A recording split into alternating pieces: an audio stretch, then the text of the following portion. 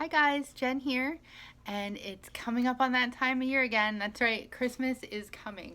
But before we jump into this video, can you please hit the subscribe button and the bell icon so that you get notified every time that I post a video. Please like, comment, share, let me know what you think, and let me know what kind of videos you want to see. So today, I want to talk about Christmas. So it's almost the beginning of October. And if you're a kid, Christmas seems like light years away. It's never going to get here. If you're an adult, it's coming tomorrow, basically. um, if you don't plan for Christmas, I mean, unless you have a whole lot of extra cash all the time, which some people do, but if you're on a tighter budget, Christmas can come and really just break the bank. And a lot of people will put Christmas on a credit card and then pay for it the rest of the year.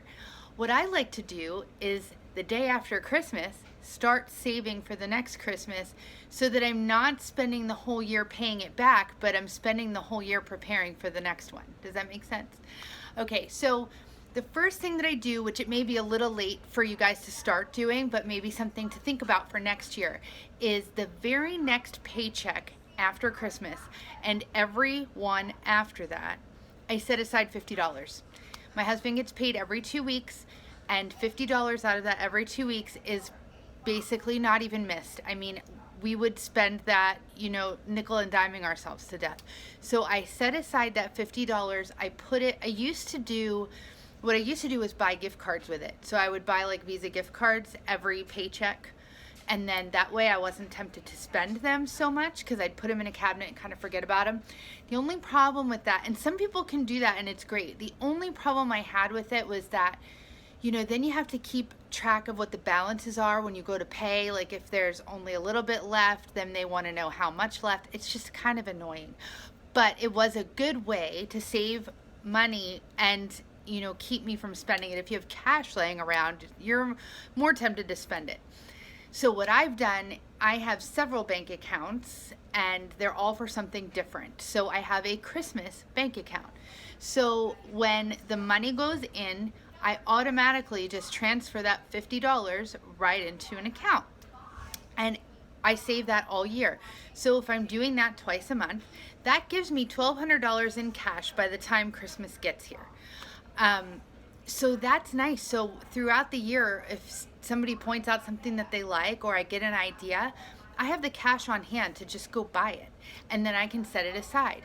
And that's kind of what I do is throughout the year buy gifts, especially when I see things go on sale, like after Christmas, of things that I know that they will like, or after other holidays, especially with the kids. Now I know kids can change things, but basically I know what they like and what they'd want, and especially certain things that I give them every year, I just look for them on sale.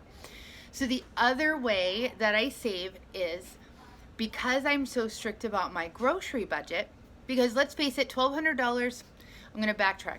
$1,200 is a good amount of money for Christmas, but I need the extra cash to pay for the special foods that we have over Christmas time, gifts that we give to, people outside of the family. We have my husband and I have 4 children between us, and then there's a lot of nieces. We both have siblings, parents, people that we buy gifts for, the people at church. We make cookies. Cookies are very expensive to make when you're making a lot of them and giving them as gifts. The tins to buy, all the little extras that come up around Christmas time. $1,200 doesn't go very far. So I set a budget for each person that I'm going to buy gifts for. Cookies are kind of like, I work on that all year round. I will buy a little extra flour. I'll buy a little extra sugar. I'll buy a little extra chocolate chips or whatever I know I'm going to need for cookies, and I kind of store them aside. So I just factor that in with my grocery budget, little by little, building up my stash. I'm going to focus on butter for the next couple months because butter is very expensive. Anyway, so I budget for each person that I want to buy for. I set a dollar amount. And I know a lot of people like to be, let's say, even or fair, especially with your kids. But I'm here to tell you that if you have a child under 10, you're going to spend less money and get them just as many wonderful gifts than a child over 10. And then when you get into the teen years, they're even more expensive. So keep that in mind. You don't have to spend hundreds of dollars on a 2-year-old to make them happy. And same with me, like I have a 14-year-old and I have a 6-year-old. Well, the 14-year-old, I'll probably spend a little bit more on, just because the things that she likes or needs are just more expensive than the things that my son at 6 likes or needs. And that's just the way it is. It's not being unfair, it's just being smart. As long as everyone feels that they have gifts that were thoughtful and make them happy, and some of the things on their list, the dollar amount shouldn't matter so much. Same with like relatives and everything. You don't have to make that even, as long as the gift, is comparable, I think. And besides, you're the gift giver. It is a gift. It's not an obligation. So keep that in mind when you're shopping. Give from the heart and not so much from the wallet, if that makes sense. So if you really want to give someone something very expensive and that is the heart that you have for that person and that gift, then I think you should. I don't think you should factor in other people and how they're going to feel about you doing that. I mean, that's just my opinion. I could be wrong. I don't think you want to give like one kid a bunch of stuff and one kid nothing, but I don't think any of you would do that. Anyway, I digress. So we budget for each person.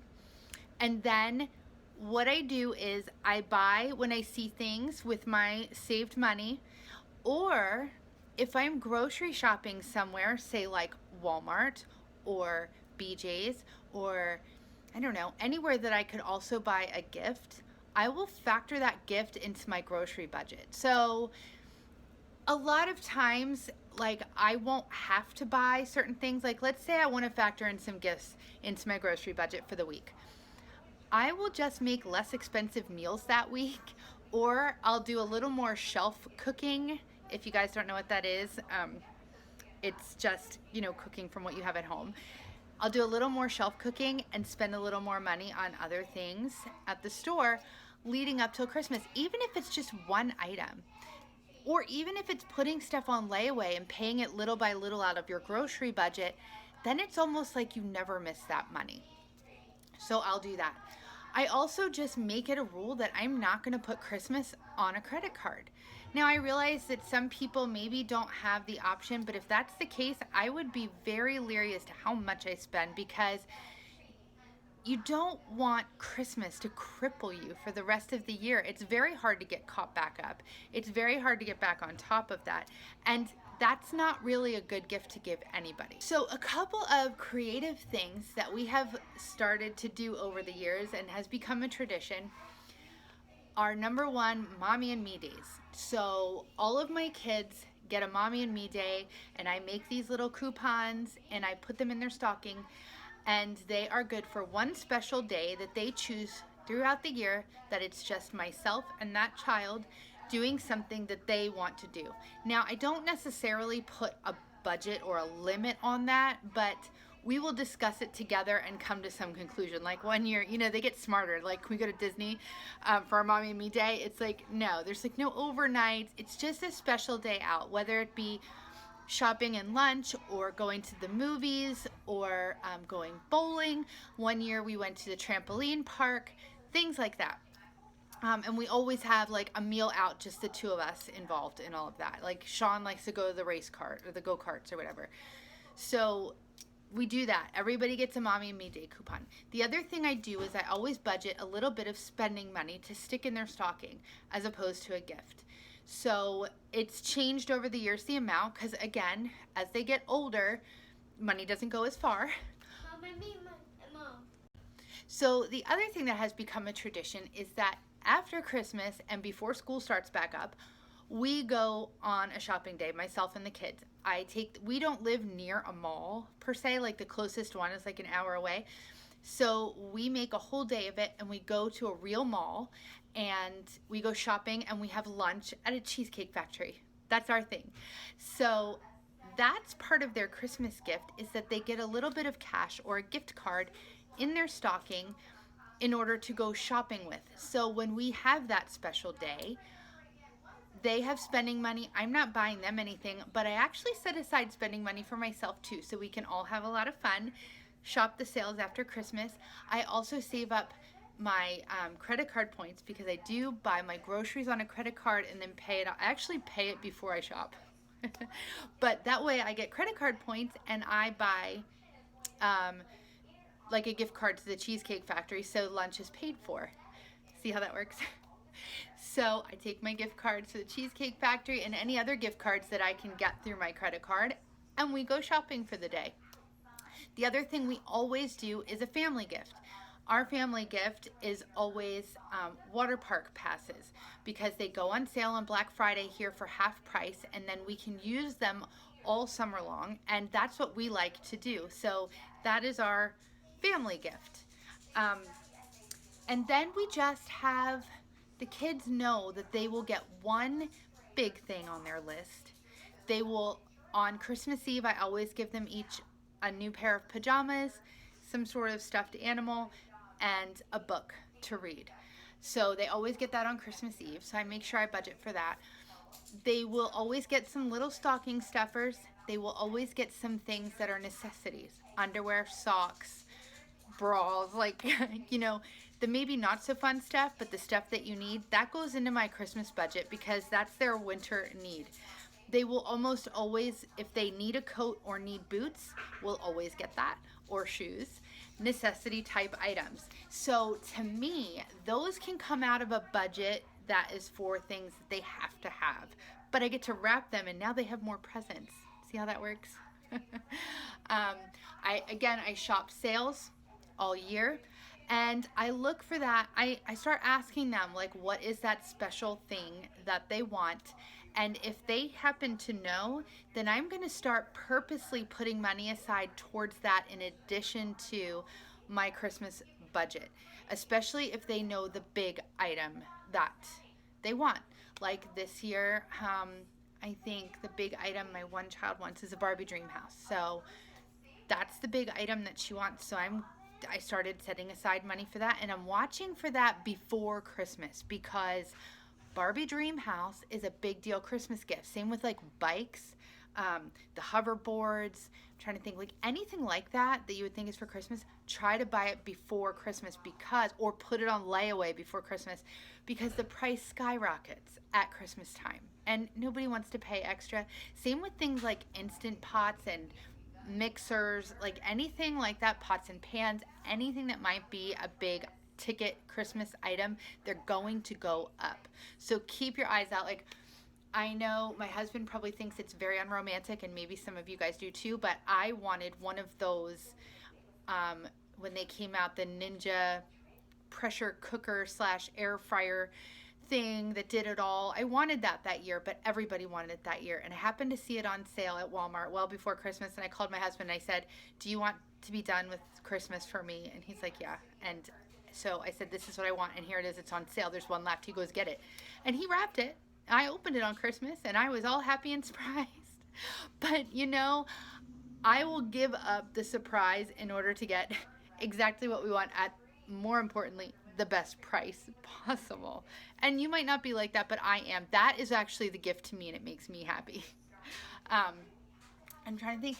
I don't think there was anything else that we do. So start planning well before Christmas. We plan year round for it, but you don't have to break the bank budgeting. Just set aside a little bit of your paycheck at a time and forget it. Sneak a little money out of your grocery budget so, you know, you'll barely miss it. Just like, you know, those extra treats that you get or the special coffee, buy the generic brand and get, you know, a Christmas gift. It doesn't have to be huge, but little bits over time are going to add up.